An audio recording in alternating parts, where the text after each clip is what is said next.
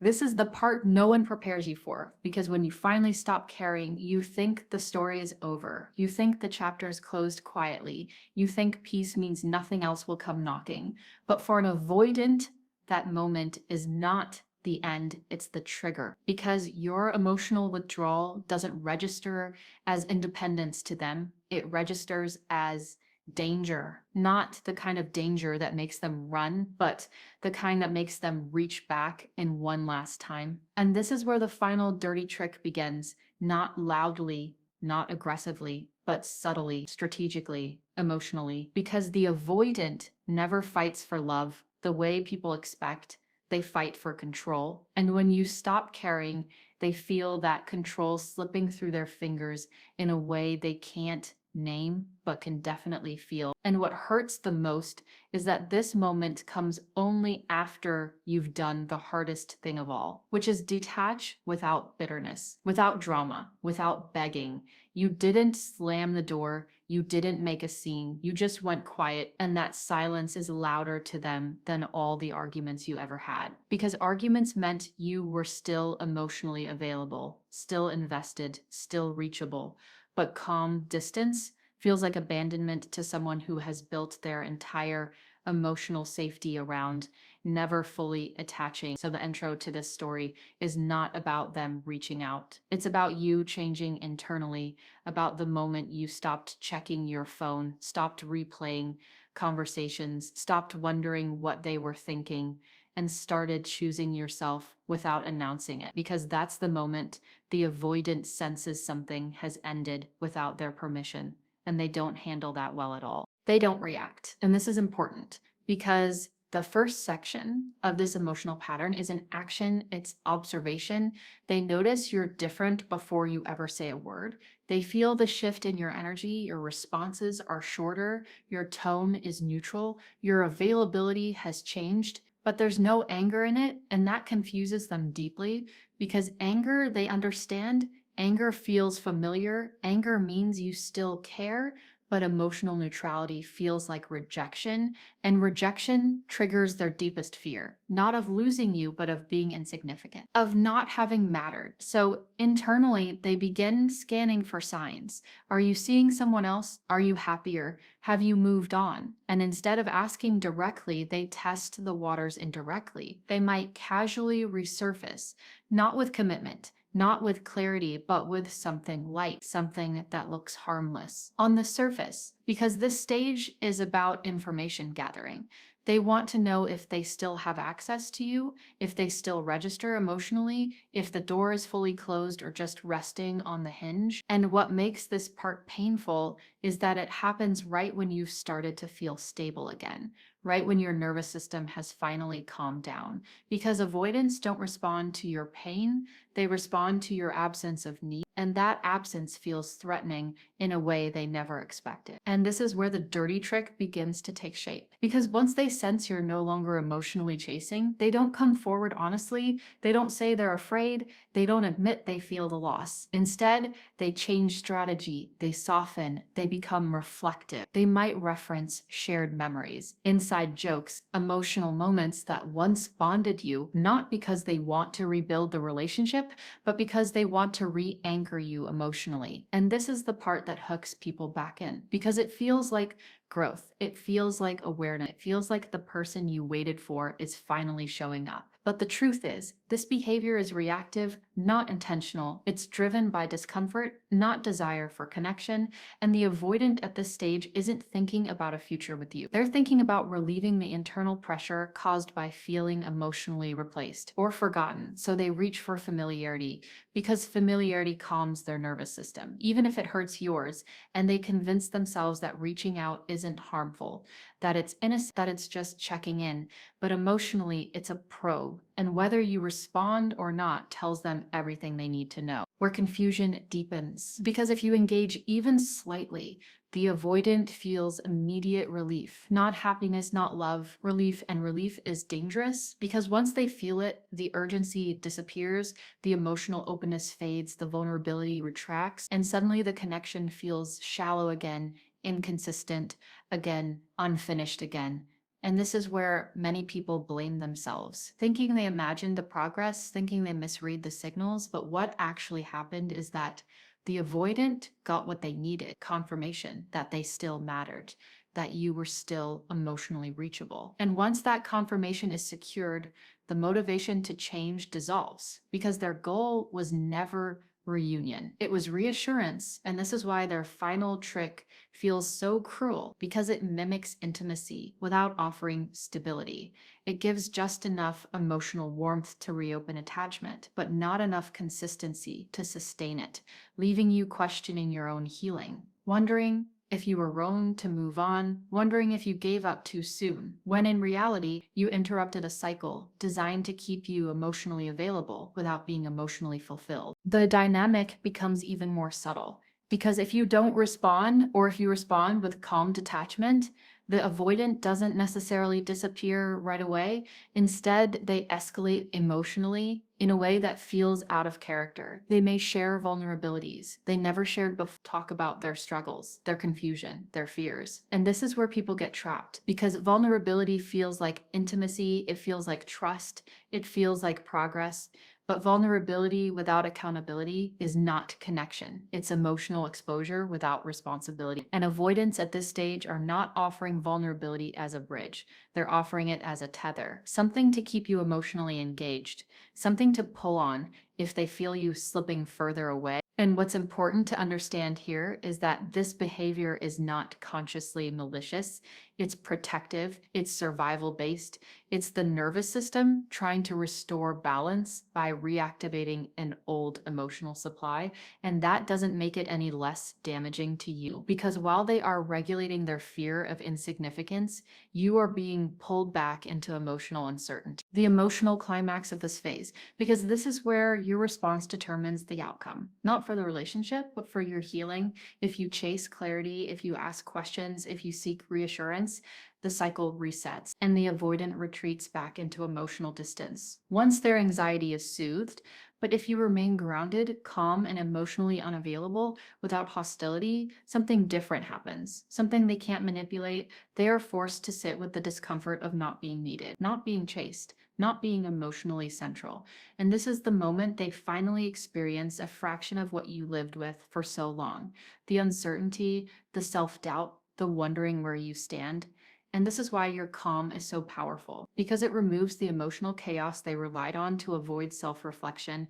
And whether they grow from this moment or not is no longer your responsibility. Because the truth is, the avoidance final dirty trick only works if you still confuse emotional access with emotional connection. But when you stop caring, truly stop caring, not as an act, but as a state of being, the trick loses its power and the cycle ends, not with closure, but with clarity, the clarity that you didn't lose them. You outgrew the dynamic that required you to abandon yourself to keep them close. And this is where the story moves into a deeper, quieter territory, because once the trick loses its power, the avoidant doesn't suddenly become healed or self-aware. Instead, they enter a phase of internal reckoning they never prepared for, because for the first time, the usual tools don't work. Distance doesn't reset things, silence doesn't restore balance, and resurfacing doesn't pull you back in. And this is deeply destabilizing for someone whose entire emotional system is built around control through withdrawal, because now the withdrawal is mutual, but yours is peaceful and theirs is panicked. And this creates an internal contradiction they don't know how to resolve. They may tell themselves stories to cope, that you were never that invested, that the connection wasn't that deep, that they're better off. But those narratives feel hollow because your absence isn't dramatic. It's final in an energetic sense. And that's what unsettles them most. Not that you left, but that you left without punishment, without resentment, without chasing. And in that stillness, they're forced to face the one thing they've avoided their whole life: the emotional aftermath of their own pattern. This often shows up as restlessness, because now they can't regulate their nervous system through you anymore, and they start seeking distractions, new connections, busyness, Anything to avoid sitting with the feeling that something meaningful ended without closure. And from the outside, it may look like they've moved on easily, like they're unaffected, but internally there's a dull unease, a sense that something unresolved is following them. And this is where many people get hurt again, because sometimes the avoidance circles back one more time, not loudly, not dramatically, but with a subtle sense of familiarity, maybe liking something of yours, maybe referencing something old, maybe appearing in places they know you'll notice. And this isn't coincidence, it's a subconscious reach for emotional confirmation, a way to check if you still see them, still register them, still feel something. Because if you do, it temporarily quiets the discomfort. And if you don't, it amplifies it. And what's important here is understanding that this phase is not about reconciliation. It's about regulation. They are trying to regulate their internal state by external validation. You used to be the safest source of that. The cut's deeper because this is where the avoidant begins to rewrite the story internally, and this rewrite is protective, not truthful. They may frame the connection as one-sided, too intense, poorly timed, or incompatible. And these narratives serve a purpose. They protect them from feeling guilt, from acknowledging loss, from confronting the impact of their behavior. And if you ever hear them say things that feel dismissive or minimizing after you've already detached, it can hurt in a sharp, confusing way because you remember the depth, the intensity, the moments that were real. But understand this, minimizing is not closure. It's avoidance. It's a way to reduce emotional weight. When carrying it, it feels unbearable. And this is why seeking validation from them at this stage only deepens the wound because they are not in a place to honor the connection. Honestly, they are in a place to survive emotionally, even if that survival requires erasing parts of the truth. And this realization is painful, but it's also freeing because it helps you stop expecting depth from someone who is actively protecting themselves from it. Something subtle but powerful happens within you, and this is where the emotional attachment shifts from longing to understanding. You stop asking why they did what they did, and you start seeing the pattern clearly, not as a personal failure, but as a system, a cycle, a nervous response that had nothing to do with your worth. And this is where grief transforms because grief isn't just missing them, it's mourning the version of yourself that stayed too long, hoping things would change. And this phase can feel heavy because clarity doesn't always bring comfort immediately, it brings honesty. And honesty requires you to let go of fantasies you once needed to survive. But as uncomfortable as this stage is, it's also where your power returns because you stop seeing their behavior as mysterious or meaningful and start seeing it as predictable. And predictability dissolves obsession. It replaces confusion with calm, and calm is something the avoidant could never give you consistently. Where the emotional tables fully turn. Because now, without trying, without performing detachment, without proving anything, you become emotionally unavailable in a way that is genuine. And this is when the avoidant feels the loss most acutely. Not because you're gone physically, but because you're gone energetically. They can sense that you no longer orient yourself around them, that your emotional center has shifted inward. And this can trigger a delayed wave of grief then, one that doesn't look like sadness, but like regret. Not necessarily regret for losing you, but regret for not having shown up differently when they had the chance. And this is a quiet regret, one they rarely express outwardly, because expressing it would require vulnerability without a safety net. And that feels too risky. So instead, it stays internal, surfacing in moments of nostalgia and comparisons they make unconsciously, in a lingering sense that something meaningful slipped through their hands without them realizing its value at the time. Brings us to an emotional truth that's hard to accept, but necessary to hear. The avoidance final dirty trick doesn't always look like a dramatic return or a manipulative message. Sometimes it looks like absence combined with curiosity, a quiet watching from a distance, a sense of unfinished business. They don't know how to resolve, and this is where your healing completes itself because you stop needing them to understand, to validate, or to come back differently. You understand that their inability to meet you emotionally was not a reflection of your lovability, but of their capacity. And capacity is not something love can fix. And when this understanding settles in, something profound happens. You stop romanticizing the pain, you stop waiting for a moment of recognition, and you start honoring the strength it took to walk away without closing your heart. And this is the moment the story truly shifts. Because the power was never in getting them to choose you, it was in choosing yourself, even when they couldn't. And that choice, quiet and unseen, is what ultimately ends the cycle. Not with revenge, not with closure, but with emotional freedom. And now the dynamic enters a phase that most people never talk about because it doesn't look dramatic on the outside, but internally it's seismic. This is the stage where the avoidant realizes the story didn't end with a bang, it ended with irrelevance. And irrelevance is far more painful to them than conflict ever was, because conflict meant engagement. It meant emotional friction. It meant they still occupied space in your inner world, but now there is space and they are no longer at the center of it. And this is deeply unsettling because avoidants are not afraid of losing relationships. They are afraid of losing emotional significance. And once that significance fades, they are left alone with a question they never learned how to answer if they weren't needed, chased, or emotionally prioritized.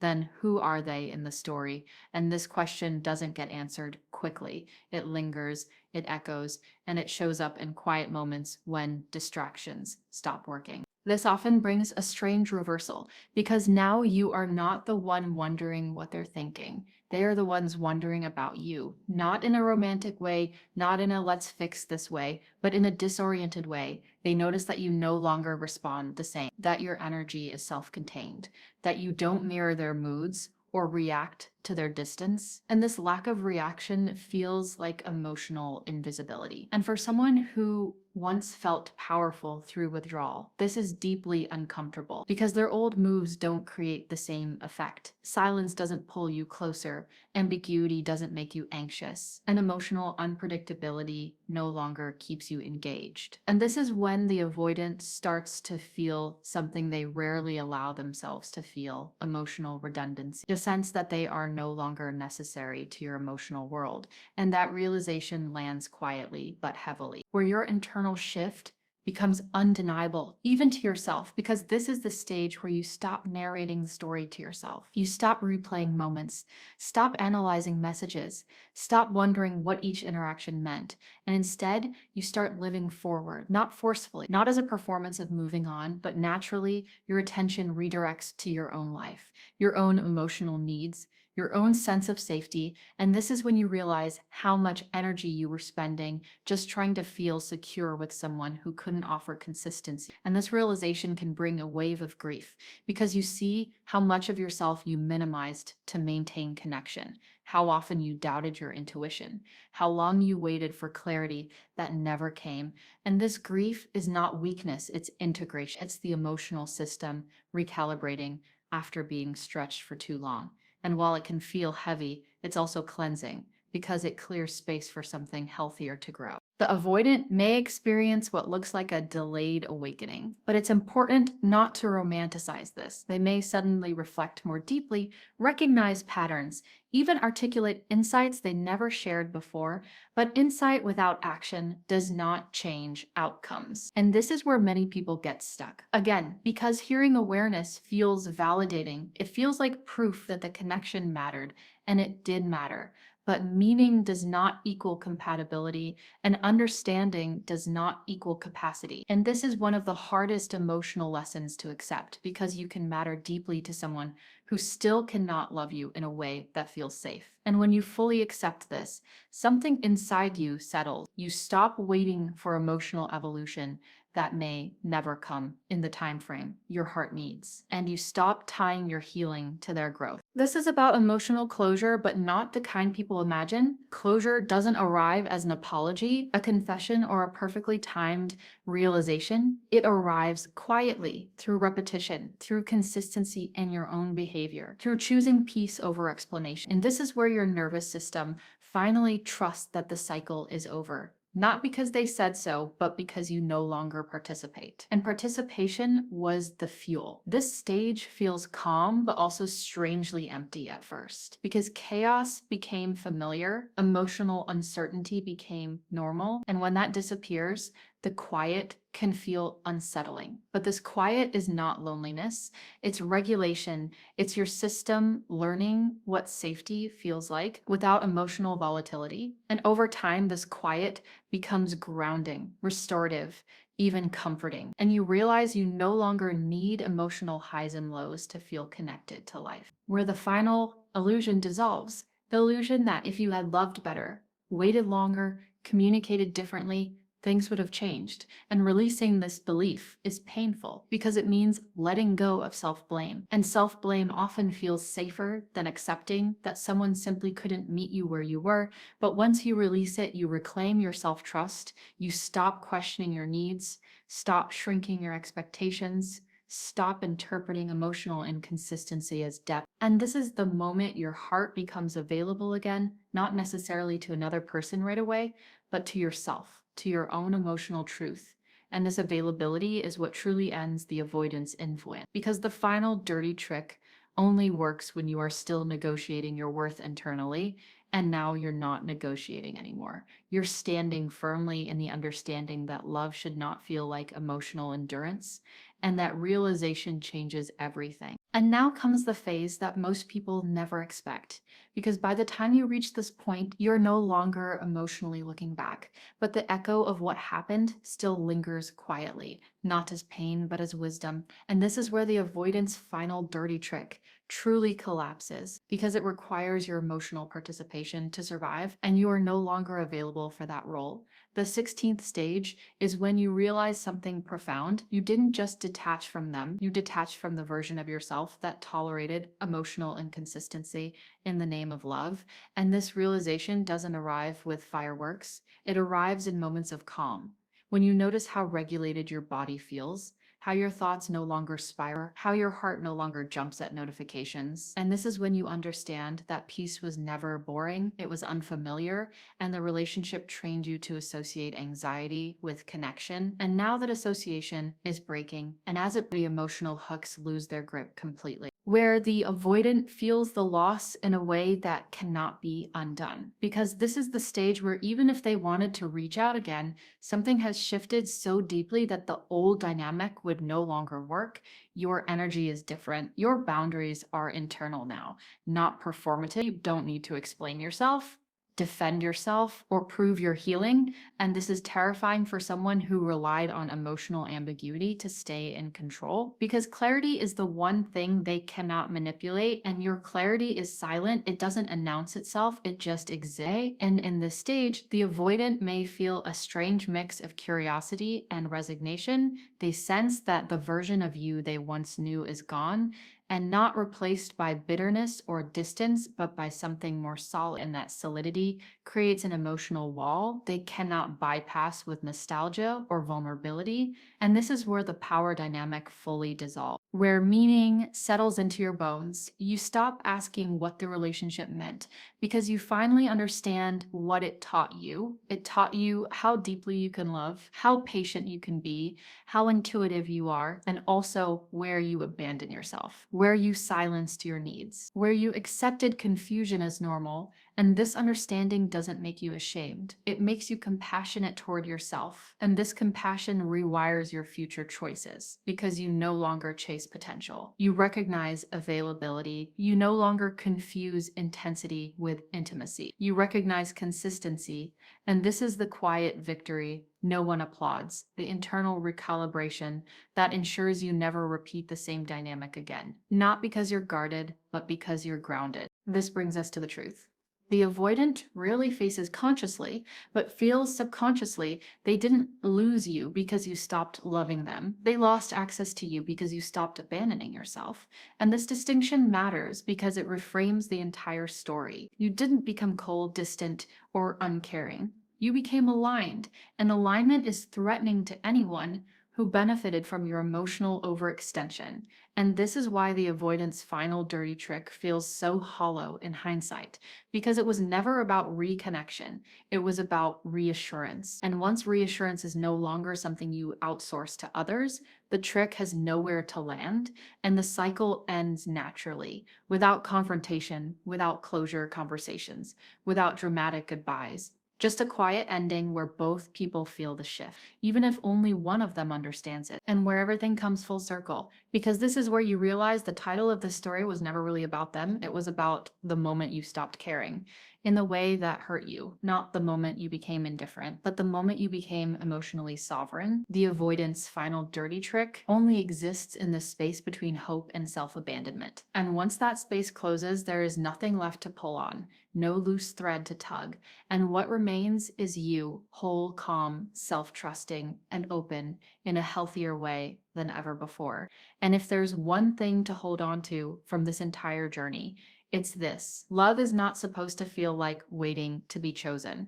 Real connection does not require you to disappear to keep someone comfortable. And the moment you stop caring in the way that costs you your peace, you don't lose love. You make room for it to finally arrive in a form that doesn't need tricks, distance, or fear to survive.